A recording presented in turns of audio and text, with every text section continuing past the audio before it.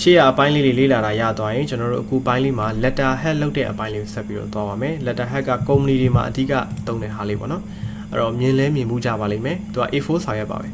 တော့ A4 စာရွက်မှာအပေါ်ဆုံးက company logo ရှိမယ်ပြီးတော့ရင် company ရဲ့လိပ်စာတို့ phone number တို့ email တို့ဒါတွေအပေါ်မှာရှိမယ်ပေါ့နော်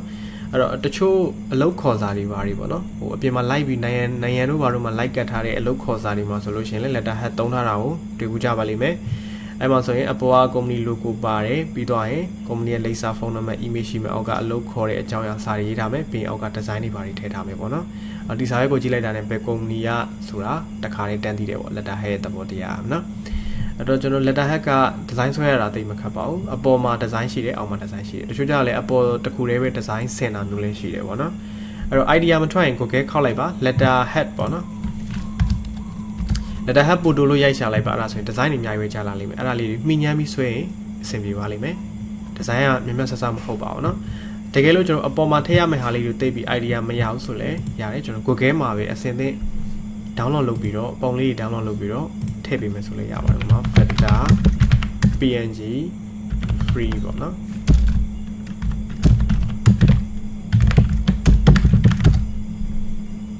ဒါဆိုပုံလေးကြာလာလိမ့်မယ်ဟိုမှာဒါလေးတွေကိုကျွန်တော်တို့အပေါ်နဲ့အောက်ဘက်မှာထည့်တာမျိုးတွေကျွန်တော်လုပ်လို့ရပါတယ်Okay ဒါလေး right click save image နဲ့ကျွန်တော် save လိုက်မယ် desktop မှာပဲတင်လိုက်မယ်နော်နမူနာလုပ်ပြပါမယ်ဒါလေးကို Photoshop ထဲဆွဲထည့်လိုက်မယ်တချို့ပုံတွေက format အပြည့်သူ့ရဲ့ရှိတဲ့ format မပြည့်ဘူးဆိုလို့ရှိရင်ကျွန်တော်တို့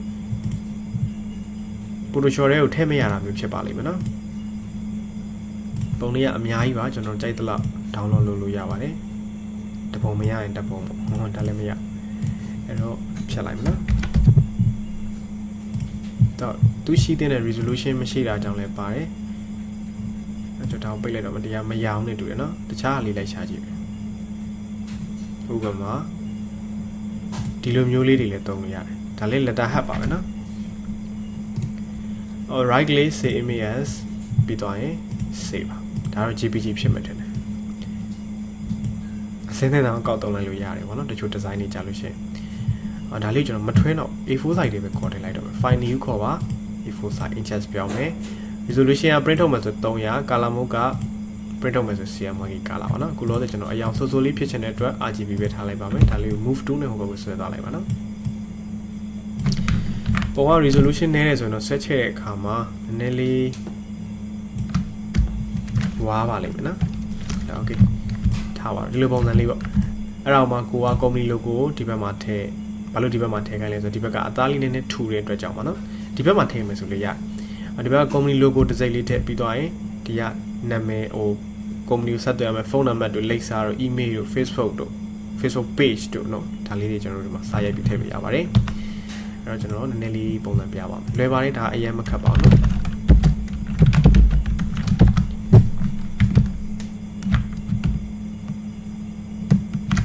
အဲ့တော့ font လေးကိုကျွန်တော်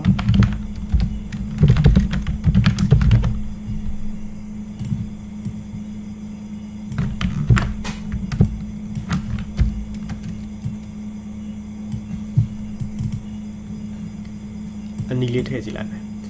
color overlay မှာကျွန်တော်အနီထည့်ကြည့်မယ်အနီကိုမှမပေါ်တဲ့အတွက် draw shade ကိုချလိုက်မယ်နော် draw shade ကိုအောက်ကအရေးထည့်မယ်ပြီးတော့ stroke လေးခတ်ကြည့်မယ် stroke ကိုဖြူလေးထည့်ကြည့်မယ်ပေါ်အောင်လို့နော်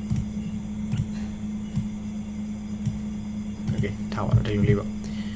အဲ့တော့ပြီးသွားရင်အောက်ကစာလေးထည့်ရေးမယ်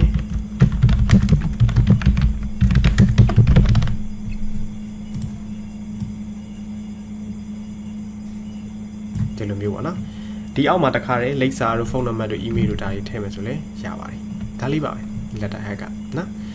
အဲ့တော့ကျွန်တော်ဘာလုပ်ပေးရမလဲဆိုတော့ပုံစံ design လေး3မျိုးဆွဲပေးပါတချို့ဟာတွေကျတော့ pen 2နဲ့ကိုယ့်အကိုထွင်းပြီးတော့ဆွဲရတာမျိုးလည်းရှိတယ်နော် pen 2နဲ့ပုံစံချပြီးဆွဲရတာမျိုးလည်းရှိတယ်အလိမ်လေးတွေပေါ့နော်ဒါတွေဆိုတော့ကျွန်တော်လွယ်ပါတယ်ဒီကောင်လေးဆို pen 2လေးနဲ့သွားပြီးဆွဲရဟုတ်ပြီနော်ပြီးအယောင်လေးကောက်ထည့်လိုက်ရပါပြီ design လေးတွေကိုဟိုအများကြီးကြည့်ထားလိုက်လို့ရှိရင်အဆင်ပြေပါလိမ့်မယ်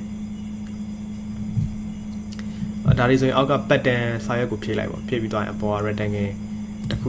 ထပ်တဲ့ပုံစံမျိုးလေးပါကျွန်တော်ချက်ပြပါနော် background layer ကို lock ဖြုတ်ပြီးတော့တစ်ချက် နှိပ်ပြီးတော့ layer style လေးကိုသွားလိုက်မယ်အဲ့မှာ pattern overlay ကိုသွားပါ pattern design လေးထည့်ပါနော်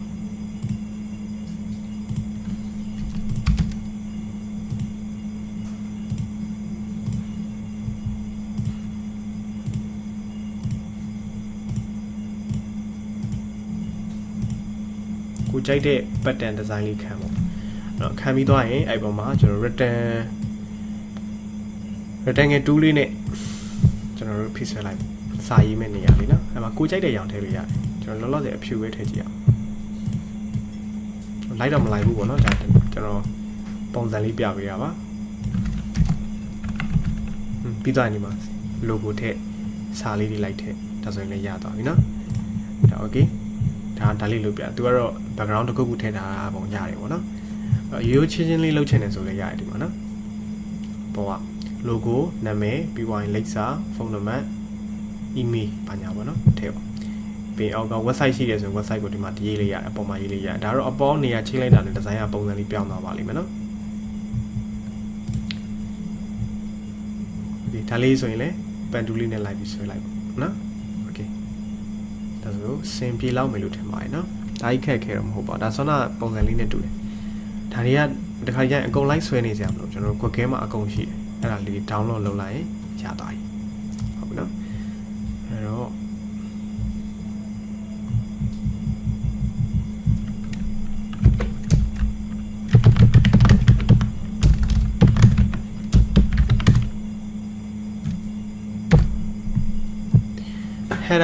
header လို့ရိုက်ချမယ်ဆိုလည်းရတယ်ဒီမှာဒါလေးတွေအများကြီးပဲတွေ့လားနော် right click say images စီးလိုက်မယ်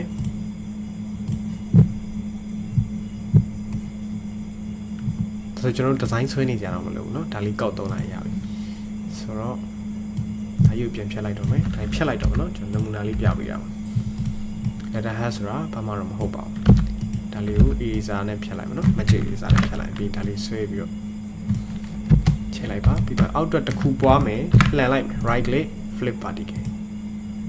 ဒါလေးဟိုဘက်ကိုပြန်ချိန်ရင်အမှပဲ right click ထောက် flip horizontal ပြီးတော့အောက်လေးနဲ့ချပေးခြင်း control T ဆွဲပေးလိုက်နော်ဒါ letter head ပါပဲနော်အရင်မခက်ပါဘူးအဲ့တော့ကျွန်တော်တို့ဒီမှာ header png လို့ရိုက်လိုက်တာ ਨੇ ဒီမှာ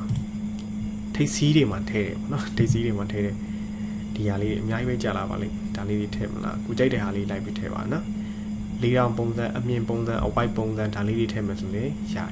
ဟုတ်ပြီနော်ဒါဆိုကျွန်တော် letter head လေး design ဆွဲတက်လောက်မလို့ထင်ပါတယ်အရင်မခက်ပါဘူးနော်အဲ့တော့ never ဒီမှာတော့တိတ်ပြီးတော့ဒါတွေဆိုင်တွေမှာတိတ်မလုပ်ရအောင်ပေါ့နော် company မှာတစ်ခါတည်းပဲသူက design ဆွဲတယ်သူကလုပ်တာတွေရှိပါတယ်ကိုရှိမှာလာဆွဲပြီဆိုလို့ရှိရင် idea မထွက်ရင်စိတ်မပူပါနဲ့ Google လေးခောက်ပြီးတော့လုပ်ပေးလိုက်ပါကုမ္ပဏီရဲ့ logo လဲ logo အရောင်လဲကြည့်လိုက်ပါတော့အဲဒီ logo အရောင်မှာကျွန်တော်တို့ပဲအရောင်နဲ့လိုက်လဲ design တွေလိုက်ဆင်ကြည့်ပါဒါဆိုရင်အဆင်ပြေလောက်မယ်လို့ထင်ပါတယ်ဟုတ်ပြီနော်ဒါဆို letter head ရလောက်မယ်လို့ထင်ပါတယ်အဲ့တော့ကျွန်တော်ဘာလုပ်ပြရမလဲဆိုတော့ letter head design လေး3ခုလောက်ဆွဲပေးပါစာတော့ကိုကြိုက်တာရေးပါနော်အပေါ်ဘက်မှာကုမ္ပဏီ logo တစ်ခုထည့်ပါပြီးတော့ရင်နာမည်လေးရေးဟုတ်ပြီနော်ကုမ္ပဏီနာမည်ရေးမယ်ပြီးတော့ရင်လိပ်စာကုမ္ပဏီရဲ့လိပ်စာဖုန်းနံပါတ်ပြီးတော့ရင် email ရှိရင်လည်း email ပေါ့နော်စသဖြင့်ကိုအဆင်ပြေတဲ့စာသားလေးထည့်ပြီးတော့ကျွန်တော်တို့ design 3မျိုးလေးလုပ်ပေးပါ